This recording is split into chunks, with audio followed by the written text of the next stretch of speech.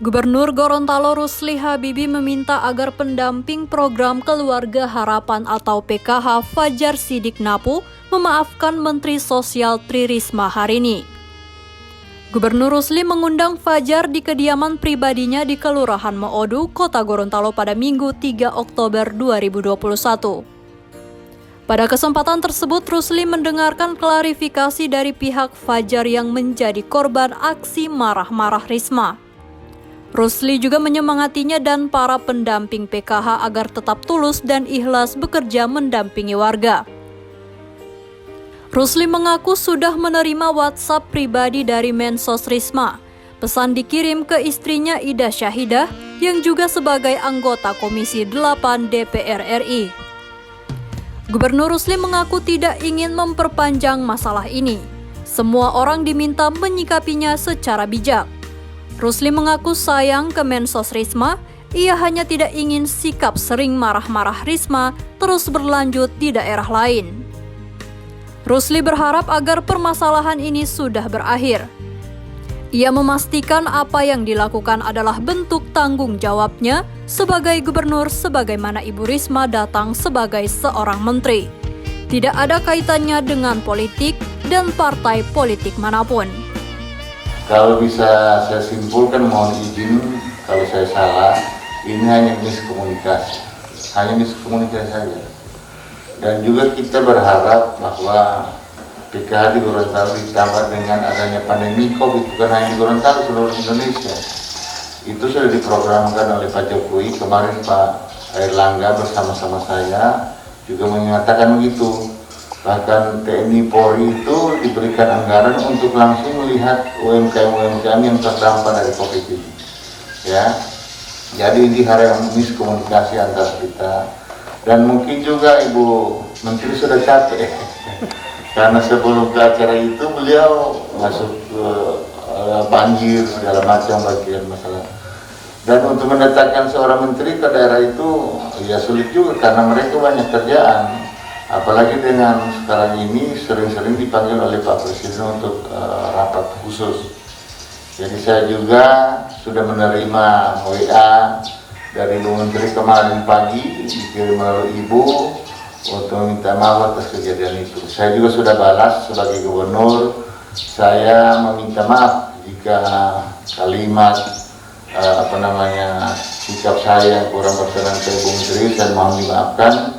Dan saya juga akan menghadap ke Ibu Menteri, karena di sana juga banyak teman-teman saya, para dirjen eselon 1 dan eselon 2. Jadi ini clear and clean bahwa ini hanya miskomunikasi. Tidak ada unsur politiknya ini. Di hadapan Gubernur Rusli, Fajar mengaku sudah memaafkan Mensos Risma. Ia menilai sikap Mensos sebagai bentuk perhatian seorang ibu kepada anak-anaknya. Bagi saya, ketika Ibu Menteri marah ke saya, itu saya layaknya ibu saya memarahi saya, Pak Gubernur. Jadi tidak mungkin saya tidak memaafkan Ibu Menteri karena memang Ibu Menteri tidak pernah melakukan kesalahan kepada kami. Kami yakin dan percaya bahwa kemarin yang terjadi adalah miskomunikasi, dan ada beberapa teman-teman, ada juga media yang sempat bertanya bahwa apakah saya keberatan dengan tindakan kemarin. Maka saya pun membalas bahwa tidak mungkin saya memarahi kembali orang tua yang kemudian memarahi saya. Karena bagi saya itu adalah bagian dari pendidikan kami untuk bekerja ke depan lebih baik lewat bimbingan Ibu Menteri. Demikian Pak Gubernur. Fajar menjelaskan duduk pangkal persoalan yang terjadi saat itu. Ketika itu katanya ada 26 nama penerima PKH yang dipertanyakan oleh kepala desa, kenapa uangnya belum masuk. Fajar menjelaskan karena nama-nama tersebut belum masuk di daftar SPP 2D atau Surat Perintah Pencairan Dana yang menjadi domain Kementerian Sosial. Di dalam urut kejadian tersebut, ada data yang Ibu Menteri terima waktu beliau melakukan kunjungan banjir di wilayah Kabupaten Gorontalo dan Ponorogo. Hal itu disodorkan oleh salah seorang kepala desa yang ada di Kabupaten Gorontalo, dan data tersebut dibahas juga dalam rapat pemadanan data tersebut, Pak Gubernur. Ada dua data yang Bapak Kepala Desa ada bawa saat itu, yaitu data BPNT dan data PKH. Yang garis bawahnya bahwa data yang di bawah tersebut saldonya belum masuk Pak Gubernur. PKH setahu saya itu berada di angka 26 orang, sedangkan BPNT 56 atau berapa. Yang kesemuanya itu masih saldo nol atau saldonya belum masuk.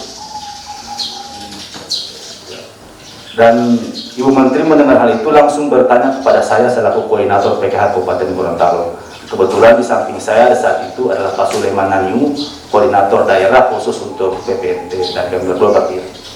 Ibu Risma bertanya kepada saya, Ibu Menteri bertanya kepada saya, kenapa bantuannya belum masuk? Maka saya sampaikan bahwa nama-nama tersebut belum masuk dalam proses SP2D, surat perintah pencairan dana. Kemudian Ibu Menteri bertanya lagi, kenapa belum masuk SP2D? Dan saya menjawab, saat ini sedang terjadi proses pemadanan data, sehingganya terindikasi KPM ini atau daftar nama yang dibawa kepala desa tadi di Pak Gubernur itu terindikasi dinonaktifkan di DTKS. Seketika Ibu Menteri menanyakan tentang daftar nama itu ke salah satu stafnya, disuruh mengecek apakah nama itu masih terdaftar di penerima bansos atau tidak. Saya tidak tahu pada waktu itu apa yang terjadi, namun dari jawaban dari si pengolah data tadi yang disuruh untuk mengecek, jawabannya mengatakan ada, ya ada. Kemudian Ibu Menteri bertanya lagi kepada Himbara, dalam hal ini Bank Pak Gubernur, pihak bank, dan pihak bank menyampaikan sudah dalam proses transaksi, dan atau mungkin yang lain sudah melakukan transaksi. Mendengar hal itu, Ibu Menteri langsung pergi ke arah saya, ya langsung pergi ke arah saya, langsung menghampiri saya pada waktu itu. Padahal maksud dari pernyataan pihak bank itu yang sudah melakukan transaksi adalah untuk penerima BPNT, bukan penerima PKH yang Ibu Menteri maksudkan. Usai kejadian tersebut, Fajar sudah mengklarifikasi kepada Ibu Menteri. Ia menjelaskan jika daftar 26 nama-nama tersebut masih ada di aplikasi EPKH.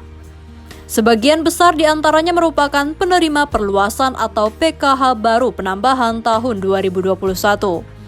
Sebagai koordinator PKH, pihaknya berkomitmen untuk bekerja sesuai dengan prinsip SIP, yakni santun, integritas, dan profesional.